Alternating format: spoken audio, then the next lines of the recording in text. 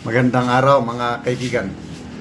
Pag-usapan natin ngayon yung pagsali ni Mayor Benji Magalong sa independent body na binubuo ng Malacanang para imbestigahan ang flood control anomaly.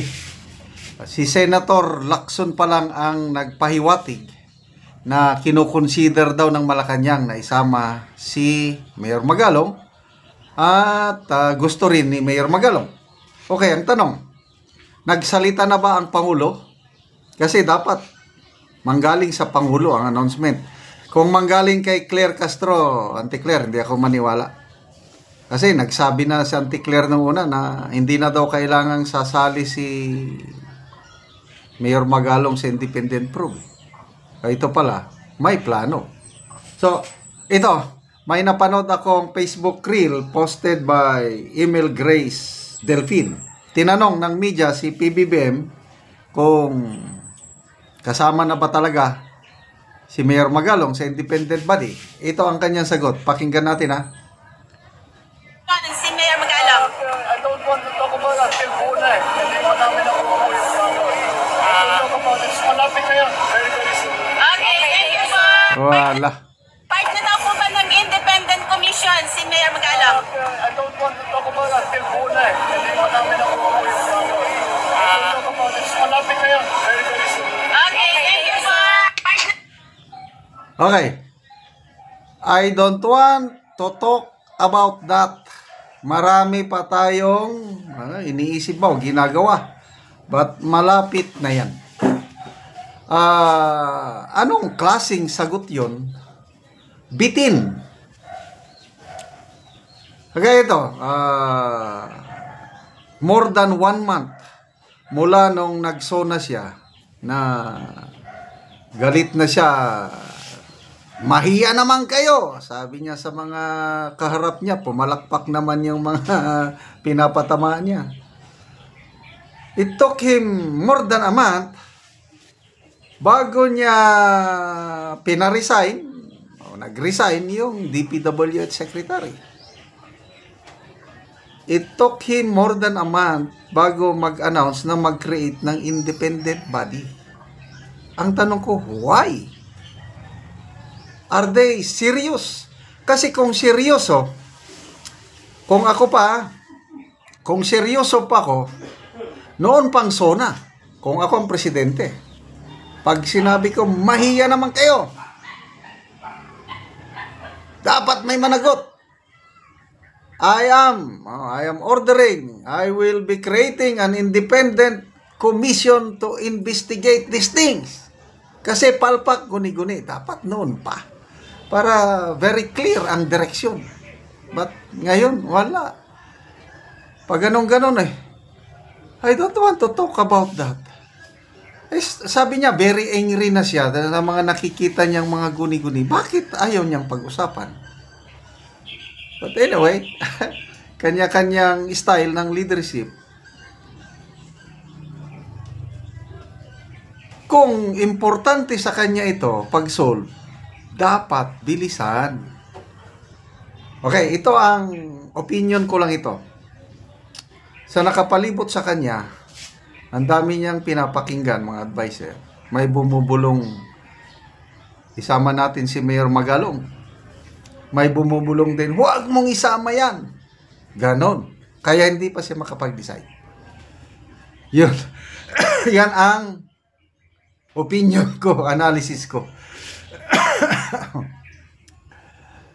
Tingnan mo sa Kongreso, hearing sa Kongreso kahapon.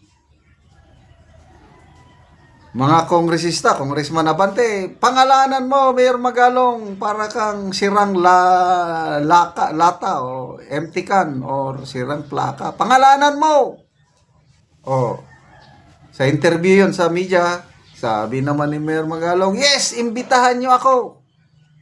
Naghintay ako sa inyong imbitasyon. Wala pa akong imbitasyon. Nakahanda akong pangalanan. Kahapon, ang galing ni Congressman Toby Chanco. Bakit wala si Magalong? Bakit hindi nyo na emosyon para imbitahan na? Kaagad-agad, kung seryoso tayo. Anong sagot ng chairman? Anong sagot ni Congressman Abante? Huwag mo lang muna. Oh, ayun. Ang basa ko doon, analysis, opinion ko lang ito, I might be wrong. Merong gustong mag-imbita, kaya lang tingin ko, mas marami ang sabing, huwag, baka mapahamak tayo. Hindi natin kaya yan. Hindi natin pwede. Kaya, ano, so, kaya alanganin. Ito lang ang aking say. Pag isama nila si Mayor Magalong sa Independent Commission, bilib ako. Seryoso. Kasi hindi papayagan ni Mayor Magalong na ang investigasyon ay papunta lang sa haphazard o pakitang taong investigasyon. Napatunayan niya na yung Mama Pano massacre. Yun na. Pag isama nila. Kailang as of now, wala pa dahil sa dami ng bulong na nag-ano sa Pangulo, hindi pa siya makapag-decide. Kaya gano'n ang sabi niya. So, sino pa kaya ang ibang mga members? Sabi nga ni Senator Lacson, post niya sa X, na dapat yung composition, tignan nilang maigi yung composition. Yung isang retired general na kaibigan ko, post niya, dapat walang galing sa gobyerno. Hindi connected sa mga kung ano-ano. Except lang kay Mayor Magalong. Dahil kahit mayor siya, nasa government siya, kadang siya yung nasa frontline na para labanan ng korupsyon. Importante rin yung chairman. Ang tinitignan ko, yung kagaya sana ni former Ombudsman Martires. Martires. Mga ganun, ng kalidad. Na walang kinikilingan, walang ano, basta ano lang. Yung nasanay na sa investigasyon. Baka kasama rin sa komisyong ito si General Torre. Okay lang din. Para makatulong din siya sa bayan. Para yung kanyang tapang kalad, na kaya nga ng kalad ka rin ang dating presidente natin. Eh di, sana ituloy nyo ng pagkakaladkad. Kalad ka rin yung mga politiko, mga DPWH, mga kontraktor. So, good luck sa investigasyong ito. Salamat mga kaibigan sa inyong pagsubaybay sa ating channel.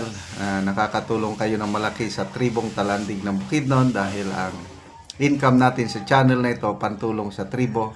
Namimigay tayo ngayon ng livelihood assistance, nagpapatanim ng saging lakatan at Arabica coffee.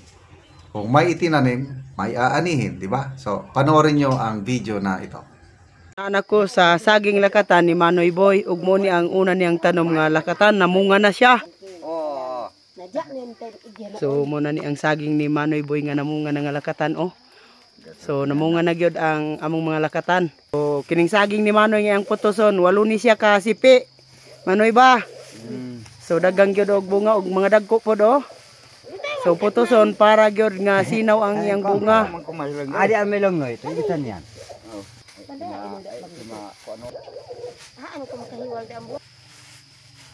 Ay, nagkutol lang kami ada sa presi.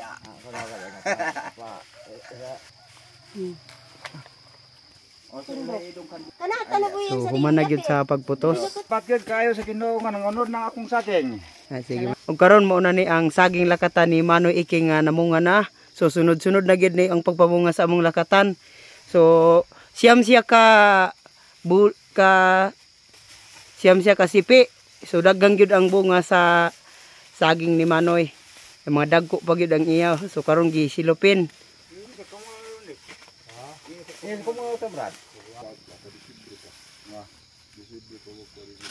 Mauna ay may sumat sa Ginoo sa pagsuporta sa among pagtanom. Ingon man sa nagatan sa YouTube, ang nangunod ang among saging. Oh. Salamat pod. Salamat kaayo. Karon maupod ni ang among saging lakatan nga una namong tanom. Nga kadtong wala gina abunuan apa namunga mo na ni siya. So harbisono na gyud ni siya. So mauna pod ni ang namunga nga among saging lakatan. So kining among saging lakatan kuan na siya kasipi. Kana siya pito. Ning una na nga namunga nga among saging kuan ni siya kasipi, 7 gyapon. Salamat kayo sa Ginoo ug sa nagatan-aw sa YouTube sa pagsuporta sa among pagpananom.